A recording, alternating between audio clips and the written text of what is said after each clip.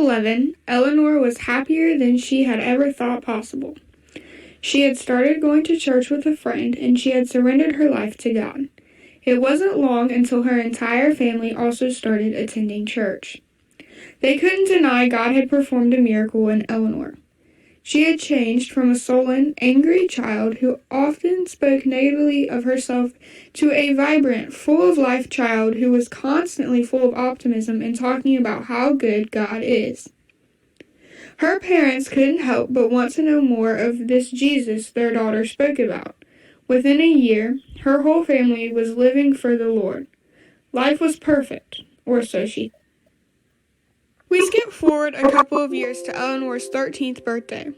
Her mother had gifted her with a matching bracelet that says faith on it, a Bible, and a journal. Those three items were Eleanor's most prized possessions, and she used them all of the time.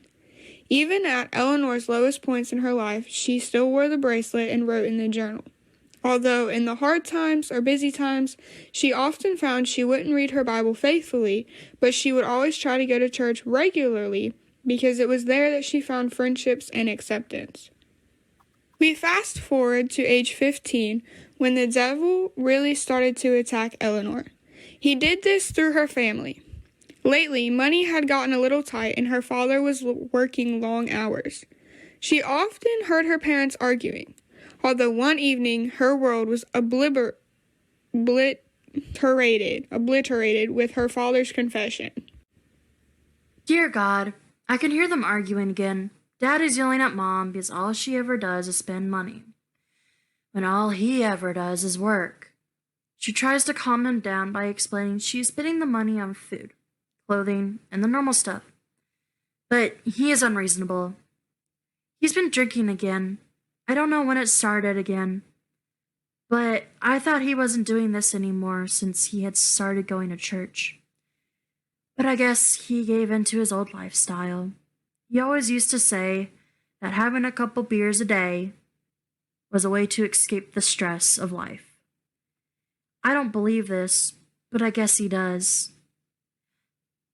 Oh my gosh.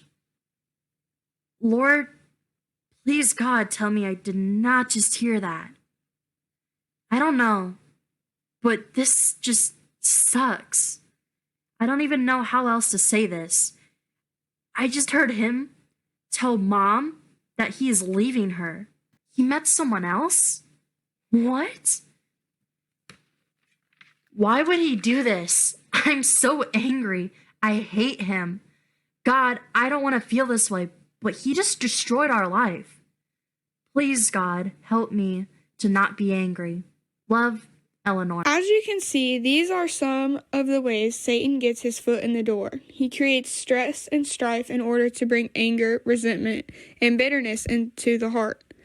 He then makes the old life look better and more tempting. He can make a new person or a new life look like it can be an answer to an unhappy marriage, just like he did with Eleanor's father. But Eleanor's story didn't end here. The next 2 years of Eleanor's life were hard. Her mother and her attempt to go to church together as they move on and deal with a life after her father left. However, her mother struggled with loneliness, anger, and bitterness toward her ex-husband.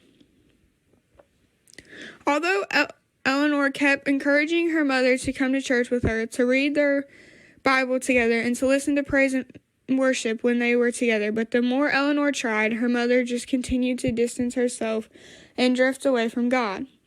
Although the situation went from bad to worse when her mother meets Bob. Bob is a recovering drug addict and divorcee. They met at her work and started dating. Within 6 months, Eleanor started noticing major changes in her mother, but didn't pay much attention. She was getting ready for graduation and prom. At this point, Eleanor felt like she couldn't worry about them both. Dear God, I'm so excited about prom and graduation. I'm not taking a date or anything, but instead, a bunch of us from church are renting a limo and going together. It is going to be so much fun. My dress is this pretty light blue color. I stayed for a while and even gave in and spoke to Dad long enough to ask if he would help with $50. That was so hard to do. I barely speak to him, I just don't know if I can fully forgive him for what he did. He ruined mine and Mom's life. Although, now she seems happy with Bob. But, I don't know. I've noticed she has lost quite a bit of weight lately, and she hasn't been doing anything around the house. At all. Whenever she is at home, she's either sleeping or acting almost as if she's high or something. Although, this thought is crazy because my mom has never done drugs a day in her life. Well, I must go. I hope I can spend some more time in your word once life settles down. I know you have a plan for my life, and I do want to live for you. Love, Eleanor. Dear God, how could you let this happen? Why did you let this happen? I don't have anyone now. My dad has basically told me I have to find somewhere else to live because he knows I don't like his girlfriend. Well, obviously. She destroyed my life. I try not to hate her too, but I can't help it. Please, God, help me. Well, I guess I'll try to figure this out on my own. I don't have a choice. I wish you would take this crap from me.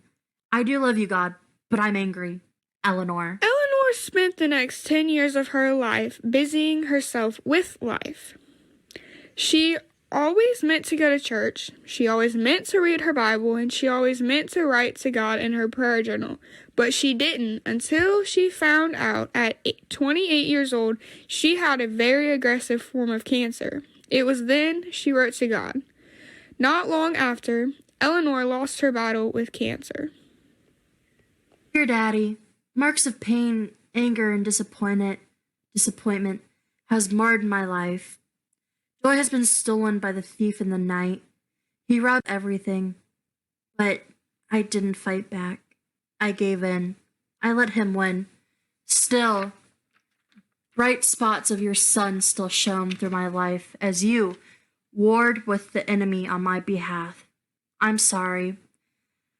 My fleshy mind and body warred constantly with my spirit man. Forgive me, Father, and make my black spots clean.